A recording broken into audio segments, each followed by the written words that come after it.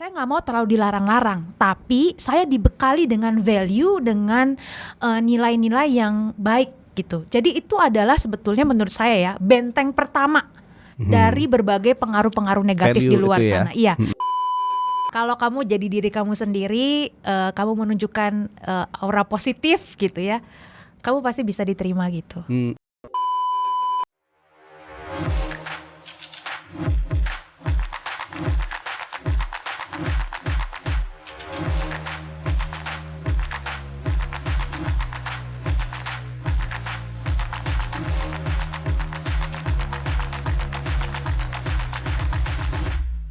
Penabur, jumpa lagi di podcast kita yang seru kali ini. Masih bersama dengan Pendeta Renza gitu ya. Ini pendeta di GKI Mall Yusuf ya Kak ya? Iya. Iya, saya biasa manggilnya Kak Renza karena memang sering ketemu sama anak-anak muda dan remaja sepertinya gitu. Betul. Oke, nah ini pertanyaannya Kak Renza. Dulu waktu mudanya gaul nggak? Masih muda ya sekarang? Wah, gaul atau enggak? Ya relatif sih ya. Ya. Mungkin bagi orang aku nggak gaul, tapi waktu dulu aku sekolah gitu ya, kuliah, selain punya kehidupan studi, ikut juga berbagai organisasi, aktif juga di gereja. Ya semoga itu Dianggap gaul ya. Oke. menandakan bahwa aku punya kehidupan sosial yang ya cukup baik lah. Dan kata itu buat anak muda, remaja kan itu jadi semacam kata sakti ya Kak. Maksudnya kalau dibilang gak gaul kayaknya cupu banget bener itu ya. banget. Jadi Iya, ini. iya, benar. Kalau menurut Kak Reza sendiri gaul itu sebenarnya lebih ke arah apa sih sebenarnya, kalau sehingga orang kita bisa bilang ini gaul nih, anak ini gaul nih gitu. Iya, jebakan anak-anak muda untuk jadi gaul tuh pada akhirnya mereka kehilangan diri mereka sendiri untuk bisa masuk atau ya fit in di satu komunitas atau hal yang menurut mereka oke gitu. Nah itu yang seringkali justru membuat banyak remaja akhirnya stres sendiri gitu. Ya. Jadi yang dari dulu aku selalu tanamkan dalam diri aku ya, semoga bisa jadi inspirasi juga buat teman-teman, adalah aku nggak perlu kehilangan diriku sendiri untuk bisa diterima oleh orang lain atau oleh komunitas. Kita cukup menunjukkan diri kita yang baik gitu ya, diri kita yang mampu membawa diri. Percayalah bahwa dengan itu orang lain akan bisa kok menerima kita tanpa kita harus jadi orang lain atau berpura-pura gitu ya. Ada teman-teman remaja nih misalnya ya, karena Kak kalau komunitasku yang itu atau gengku yang itu tuh kalau aku kesana tuh aku sampai harus kayak baju aku tuh yang mereknya apa gitu-gitu. Nah itu kan stres banget gitu ya kalau jadi anak muda harus memenuhi semua standar itu. Menurut aku nggak perlu kok, percayalah bahwa kamu akan bisa diterima dengan dirimu yang apa adanya sejauh kamu bisa menunjukkan kualitas diri gitu. Tapi memang kadang-kadang demi keterima di satu geng itu ya, di geng biasanya gitu. Karena memang ada kebutuhan kita memang diterima di kelompok-kelompok kecil kayak gitu ya, terutama pas lagi muda ya kayak. Jadi pengen ada sahabat peer group yang lebih menghargai yang itu. Nggak masalah sih menurut aku. Dunia remaja itu emang dunia peer group gitu ya. Jadi ada komunitas atau kelompok-kelompok kecil gitu ya, genggong gitu, itu menurut aku nggak apa-apa, wajar banget. Yang jadi masalah tuh adalah kalau tadi kita jadi bukan diri kita sendiri gitu untuk bisa masuk ke situ. Pertanyaannya kan apa sih sebenarnya fungsi dari grup itu? Kalau grup itu bikin kamu jadi makin terbeban, ya ngapain juga gitu kan. Grup itu seharusnya jadi tempat di mana kamu makin berkembang, makin punya teman curhat gitu kan, bisa berbagi suka dan duka. Nah itu yang oke gitu. Jadi memang harus ini juga ya, tahu value-nya kita tadi. Benar. Betul untuk itu. Dan memang kayaknya wajar kalau anak-anak muda, remaja itu punya peer group yang seperti itu. Dan kan mungkin lebih terbuka daripada dia sama keluarganya, sering gitu ya. Wajar banget. Wajar ya. Nggak perlu. Nggak boleh kelompok-kelompok ya. Namanya kita manusia kan punya secara alamiah itu kecocokan yang satu berbeda dengan yang lain. Aku nyambung nih sama yang ini. Iya, wajar banget sejauh sekali lagi geng itu tidak akhirnya jadi menutup diri dengan kelompok yang lain gitu. It's okay. Nah kadang-kadang gitu Kak, di keluarga justru malah kadang-kadang orang tua ini kayaknya pengen tahu anaknya gaul kemana aja gitu. Harus nggak sih kalau kayak gitu, maksudnya kita ngasih tahu remaja nih, ngasih tahu nih aku temunya ini mah atau orang ini itu, atau memang kita butuh satu kelompok yang secret group gitu tadi gitu.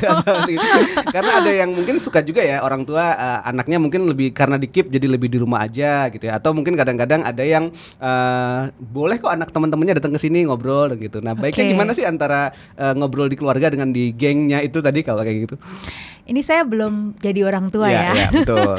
Tapi menurut saya yang ideal itu adalah tetap ada ini sih, ada fleksibilitas tapi juga ada aturan dalam keluarga itu. Membawa teman ke rumah tuh menurut saya satu hal yang sangat baik sih. Saya juga dulu kalau saya ingat gitu, waktu saya di sekolah di gereja, saya suka bawa teman-teman saya ke rumah gitu, ke gereja. Setidaknya orang tua kita mengenal gitu. Dan ya udah kalau di rumah nggak usah terlalu kaku gitu, supaya teman-teman kita tuh pada akhirnya merasa bahwa rumah kita tuh adalah tempat yang nyaman juga untuk mereka kumpul gitu. Jadi bagi orang tua berusaha untuk mengenal gitu teman-teman, circle anak-anak kita tuh siapa, menurut saya penting. Tapi juga jangan jadi terlalu kepo gitu. Siapa sih kita yang nggak risih gitu ya kalau dikepoin. Mungkin di episode yang kemarin itu kan kita udah bahas ya gimana anak-anak remaja pemuda tuh tetap punya secret gitu, tetap punya rahasia, dan sebagai orang tua harus dihormati juga rahasia-rahasia tersebut. Kita pun sebagai orang tua kan juga pasti punya rahasia kan, hal-hal yang menurut kita ya anak kita atau ini ya generasi yang ini nggak perlu tahu ya nggak apa-apa gitu. Jadi memang harus ada fleksibilitas tadi ya. Ya, jadi bisa tetap ada fleksibilitas, keterbukaan, tapi juga ada rules ya, gitu. Betul. Dan kalau bisa memang ada irisannya gitu ya. Jadi keluarga diajak main ke rumah, diajak ini gitu ya. Iya benar-benar. Dan orang tuanya mungkin saling kenal lebih baik juga ya. Bisa jadi antar teman bisa kenal, bisa dicomblangin. Oh enggak. Enggak harus kan gitu. Karena kadang-kadang ada juga yang agak kepo gitu kan. Nah, itu teman kamu cowok cewek gitu kan, gitu kan. Itu siapanya kamu? Oh iya. Nah, itu juga ya kalau udah ditanya kayak polisi gitu juga jadi males sih. Ya, pasti. Tapi saya ingat dulu, ini saya menceritakan orang tua saya sendiri juga ya. Saya pernah bawa temen cowok gitu ke rumah. Saya nggak kenalin sebagai ini apa-apa gitu, nggak, biasa aja main. Dan saya sangat menghargai sikap orang tua saya yang udah menerima teman saya itu tanpa saya harus diinterogasi macam-macam. Menurut saya itu sikap yang akan mudah diterima oleh anak-anak. Enak nih orang tuanya Karen. Enggak kayak orang tua saya. Oh gitu ya. Enggak. Nah itu udah kadang-kadang juga ini, kadang ya maksudnya di perkotaan juga ya kayak di itu atau di beberapa tempat yang ada mungkin hal-hal yang mungkin khawatir ya, karena biasanya hal-hal yang agak negatif seperti jadi kecanduan game online misalnya gitu, atau mungkin ada pengaruh yang lain ya, pengaruh buruk yang lain gitu. Nah hal-hal yang sedemikian itu perlu dikhawatirin atau seharusnya kita bisa lebih wajar gini nggak kalau nggak?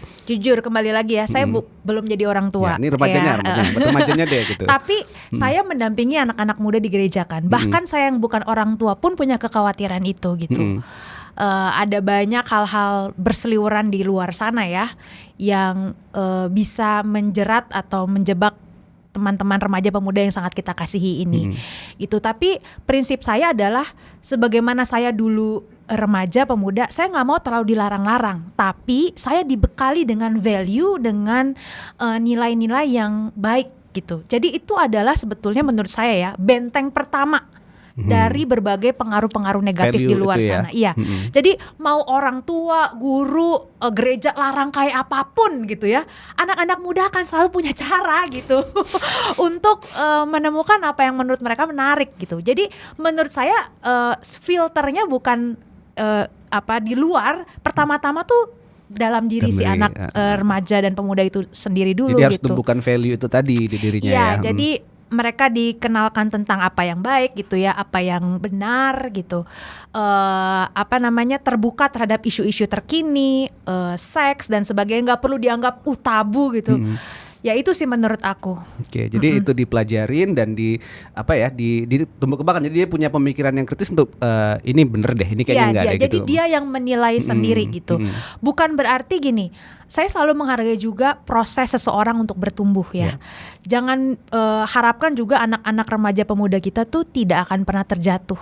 Menurut saya kayaknya enggak. Tapi ketika mereka terjatuh, kita terus mendampingi, kita terus memberikan kepada mereka value, pemikiran-pemikiran yang baik, yang asal daripada Tuhan. Saya percaya bahwa dia juga bukan hanya menjaga dirinya sendiri atau kita menjaga dia, tapi Tuhan juga jaga pada akhirnya gitu.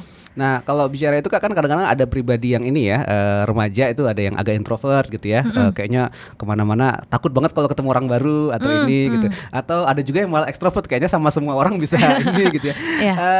Di titik mana sih kita perlu khawatir atau perlu ini, atau seharusnya kita biarin bertumbuh masing-masing, atau buat remajanya sendiri nih misalnya, mereka harus ayo dong gaul atau harus menahan atau gimana? Kalau karena pribadinya beda-beda kan ya untuk ini. Kalau saya sih tipe yang menghargai sih keunikan tiap orang ya. Ekstrovert punya caranya sendiri, introvert punya caranya sendiri. Asal dia tetap punya support system gitu. Gitu. Jadi bisa juga kan ekstrovert hahaha kesana kemari gitu ya, social butterfly, tapi dia nggak punya support system, bisa lost juga gitu. Jadi bukan semata-mata dia ekstrovert atau introvert, tapi apakah dia punya circle atau orang-orang yang tetap bisa ngedukung, ngebimbing gitu sih. Jadi memang yang penting tadi itu ya, bisa disupport dia, bisa di ini gitu. Dan kita harapannya karena dengan dia bergaul dengan komunitas atau circle-nya tadi, jadi bertumbuh ya, ada hal-hal yang lebih baik, ada potensial dalam dirinya terbentuk gitu ya. Bukan malah jadi menekan, bukan malah jadi itu. Jadi gaul jangan diartikan sekedar punya banyak teman berarti ya kalau ini ya. Jadi punya support system mungkin ya kalau diceritakan. Iya benar. Jadi nggak perlu takut dibilang dirimu nggak gaul gitu, nggak percayalah. Kalau kamu jadi diri kamu sendiri, kamu menunjukkan aura positif gitu ya, kamu pasti bisa diterima gitu. Jadi ada kita harapinnya kita bisa bergaul, dan pergaulan itu jadi supportnya kita ya untuk bisa ini gitu. Jadi ada tips nggak supaya jangan ragu dibilang gaul atau nggak gaul nih buat anak-anak remaja? Gini ya, ini mungkin juga salah satu hal yang membuat anak-anak muda tuh seringkali merasa insecure, nggak gaul adalah mungkin karena kurang apresiasi. Itu penting banget sih. Aku merasa salah satu hal yang mendukung tumbuh kembangku menjadi orang yang nggak terlalu nggak terlalu musingin, aduh aku diterima atau enggak ya, gaul atau enggak, adalah karena aku memiliki tabungan apresiasi gitu. Nah itu penting menurut aku, dibiasakan dalam lingkup keluarga, teman-teman dekat, teman-teman gitu ya. Gereja gitu. Karena itu akan berpengaruh loh sama apresiasi itu bukan berarti kita gegombal, enggak. Tapi ya kita menunjukkan kata-kata positif lah terhadap orang gitu. Itu mendukung dia supaya dia mau bertumbuh dan lebih ya gitu. Iya gitu. Kalau kita udah percaya sama diri kita sendiri, maka kita ada di lingkungan manapun, kita akan gaul ya. Iya, kita akan percaya sama diri kita sendiri gitu. Itu benar ya. Jadi kita harapannya memang keluarga, gereja, kita sekolah, tempat kita ada itu memang ruang yang bisa memberikan tabungan itu ya, apresiasi tadi gitu. Memberikan tabungan apresiasi dan memberikan kesempatan bagi anak muda untuk mencoba. Itu juga penting gitu. Aku ingat dulu waktu aku kecil gitu ya. Aku suka bete sebetulnya kalau orang tua aku tuh suruh aku tampil. Gitu. Tapi setelah aku menyadari itu sebenarnya latihan buat aku untuk tadi berani berada di depan, berani speak up, berani bersuara. Nah kadang-kadang di rumah anak-anak muda mungkin karena dianggap muda tadi ya, jadi nggak ada suara. Dan tanpa sadar itu akan membuat mereka pada akhirnya nggak berani jadi diri mereka sendiri, sayang banget. Nggak berani mengekspresikan apa yang itu ya. Iya gitu, nggak apa-apa ngomong aja, salah juga nggak apa-apa.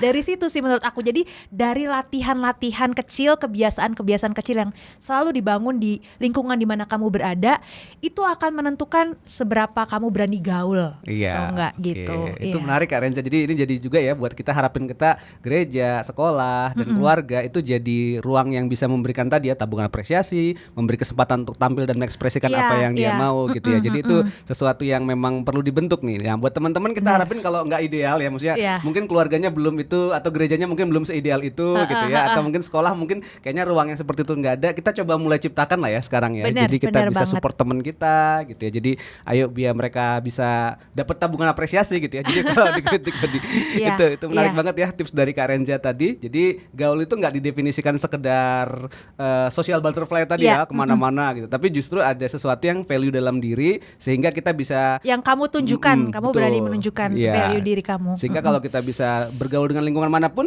ya Iya. tetap bisa berani gaul tadi ya. Benar banget. Oke. Thank you banget Kak Renza udah berbagi sama teman-teman di sini. Nanti mungkin ini jadi bahan yang menarik untuk dicoba langsung ya gitu ya di keluarganya di ini ya. Kita berharap situasi ideal tadi ya, ada ruang yang baik untuk apresiasi dan juga memberi kesempatan untuk mengekspresikan gitu. Oke, di kesempatan lain nanti kita mungkin akan ngobrol lagi dengan Kak Renza dengan obrolan-obrolan menarik berikutnya. Ya, teman-teman terima kasih sudah menyaksikan.